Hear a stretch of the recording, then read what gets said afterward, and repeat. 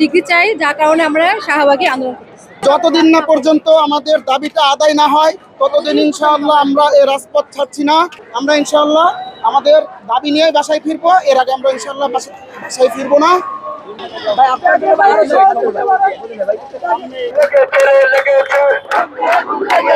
Degree চাই, যার কারণে আমরা শাহবাগে আন্দোলন করতেছি। এই প্রায় 1 মাস হয়ে গেছে।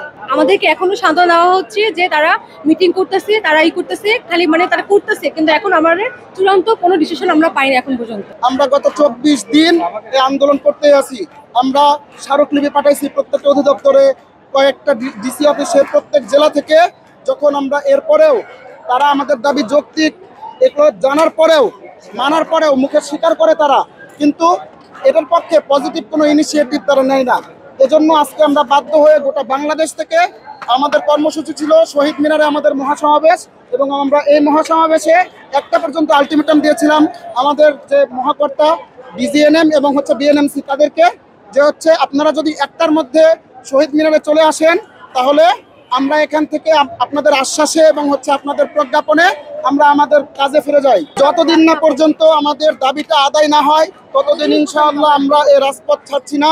একটা মানুষ যখন এইচএসসি পাস করার পরে 3 বছর ডিপ্লোমা পাস 3 বছরের একটা কোর্স করবে ডিপ্লোমা, তাও আবার অ্যাডমিশন পরীক্ষার মাধ্যমে ভর্তি হয়, সরকারিতে হোক আর বেসরকারিতে হোক। বেসরকারিতে হলেও ন্যূনতম তাকে 40 মার্ক পেয়ে ভর্তি হতে হয়।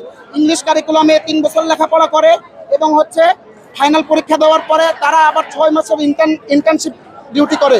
এই ডিউটি করার পরে তারা যখন আরএন পরীক্ষায় বসে, লাইসেন্স পরীক্ষায় বসে, এরপরে তারা রেজিস্টার্ড নার্স হয়।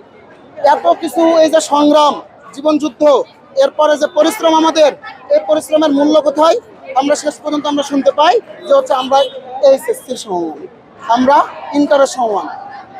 কোথায় কোথায় মানবিকতা? আমরা ইনশাআল্লাহ আমাদের দাবি নিয়ে বাসায় ফিরবো, এর আগে আমরা ইনশাআল্লাহ বাসায় ফিরবো না।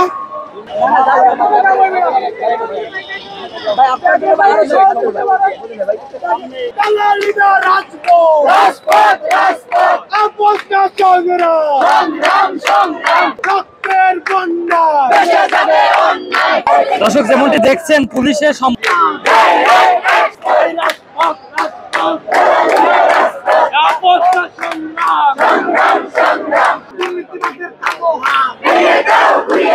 ডিপ্লোমা ডিগ্রি চাই।